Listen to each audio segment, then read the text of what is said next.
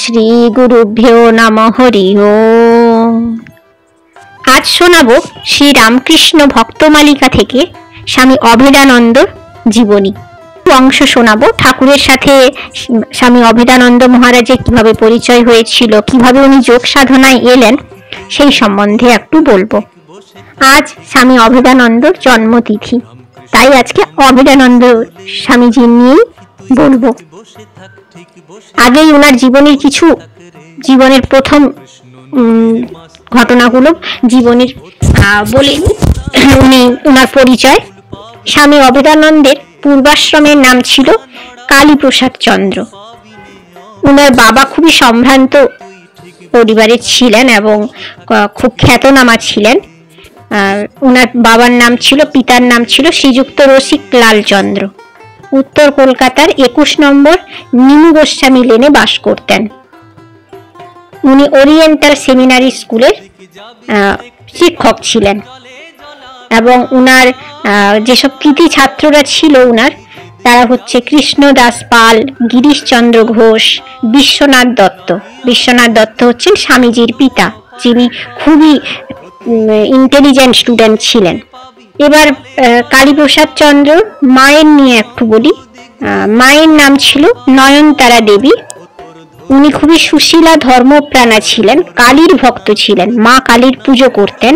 সন্তান যখন গর্ভে আছে, অর্থাৎ কালী মহারাজ যখন গর্ভে আছেন, তখন উনি কালী মায়ের পুজো প্রতিনিয়ত করতেন।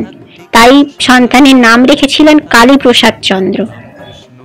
উনি ছোটবেলা থেকেই যোগ শাস্ত্রের উপর ওনার খুব আকর্ষণ ছিল। পতঞ্জলি যোগ ভাষ্য, শিব সংহিতা এগুলো পড়তেন এবং যোগ অভ্যাস করতেন। খুব বুদ্ধিমান স্টুডেন্ট ছিলেন, পড়াশোনার প্রতি ওনার অনেক আগ্রহ ছিল।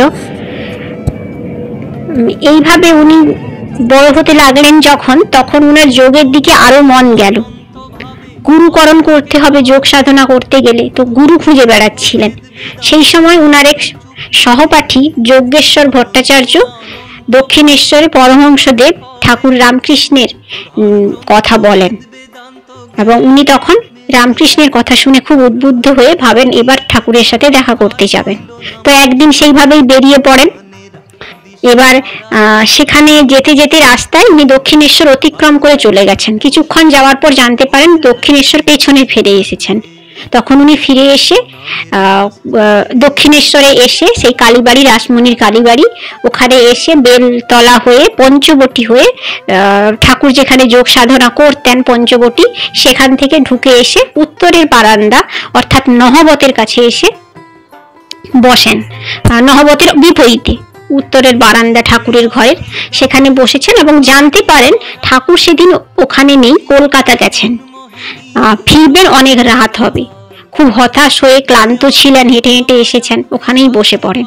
সেই সময় শশী মহারাজ ওখানে আসেন। শশী মহারাজ, যিনি পরে ওনার সন্ন্যাস জীবনের নাম হচ্ছে স্বামী রামকৃষ্ণানন্দ। যেহেতু সমবয়সী দুজনে, তাই খুব বন্ধুত্ব হয়ে যায়। কথা বলতে বলতে দুজনের খুব সময় কাটে এবং শশী মহারাজকে ওখানে সবাই চেনে, যার ফলে ওখানে প্রসাদ খান শশী মহারাজের সঙ্গে সেদিন, আর ওনার সাথেই ঘুরতে থাকেন এবং ঠাকুরের নিয়ে কথা শুনতে থাকেন শশী মহারাজের কাছ থেকে। তারপরে রাত 9টার সময় ঠাকুর আসেন লাটু মহারাজের সাথে। লাটু মহারাজ ঠাকুরের কাছে তখন আসতেন। তো ঠাকুর এসে নিজের ঘরে গিয়ে বসলেন, ঠাকুরের ওই যে শয়ন কক্ষ দক্ষিণেশ্বরে, সেখানে গিয়ে বসলেন এবং তারপরে ডেকে পাঠালেন। তখন উনি যেতে প্রণাম করলেন স্রষ্টাঙ্গে, আর ঠাকুরকে বললেন, আমার যোগ সাধনার ইচ্ছে আছে, আপনি আমায় শেখাবেন কি? এইভাবেই বললেন। তখন ঠাকুর একটু মৌন থাকলেন, অর্থাৎ ঠাকুর বোঝার চেষ্টা করতেন সবসময় যে এসে কথা বলছে সে কতটা স্বচ্ছ এবং কতটা ভালো। তো তারপরে ঠাকুর বললেন, তোমার এই অল্প বয়সেই যোগ শিক্ষার ইচ্ছে হয়েছে, এ অতি ভালো লক্ষণ। ঠাকুর বুঝতে পারলেন এ খুবই সুলক্ষণ ছেলে। তুমি পূর্বজন্মে যোগী ছিলে, কিন্তু তোমার একটু বাকি ছিল, তাই তোমার শেষ জন্ম। উনার যোগ সাধনা, আগের জন্মে উনার যোগ সাধনায় উনি যোগী ছিলেন, উনার সেই যোগ সাধনা সম্পূর্ণ হয়েছিল না, তাই উনি আবার জন্মেছেন। ঠাকুর বলতেন একটা রসগোল্লা খাওয়ার ইচ্ছে যদি থেকে যায় তাহলে কিন্তু আবার পুনর্জন্ম নিতে হবে এবং রসগোল্লাটা খেতে হবে। তো তাই উনারও সেটাই, যে যোগ সাধনা সম্পূর্ণ হয়েছিল না, তাই উনি আবার জন্মগ্রহণ করেছেন এবং এই জন্মেও কিন্তু উনি যোগ সাধনার কথাই ভাবছেন। তো এবার কিন্তু উনার শেষ জন্ম, যেহেতু উনি ঠাকুরের কাছে এসেছেন এবং যোগ সাধনায় এবারেও উনার সেই একই মন। তখন ঠাকুর বলেন তুমি আর যাও, বিশ্রাম করো, কাল এসোগে। উনার সেদিন সারা রাত আর ঘুম হচ্ছে না, উনি বাড়ি এসে ঘুমোতে পারছেন না। পরের দিন আবার গেছেন, যেতে ঠাকুর উনার সমস্ত কিছু জানলেন। এবার জানলেন উনি খুবই মেধাবী ছাত্র এবং উনি এন্ট্রান্স এক্সাম দিয়েছেন, পড়াশুনোয় খুবই ভালো, যোগ শাস্ত্রে উনার অনেক জ্ঞান।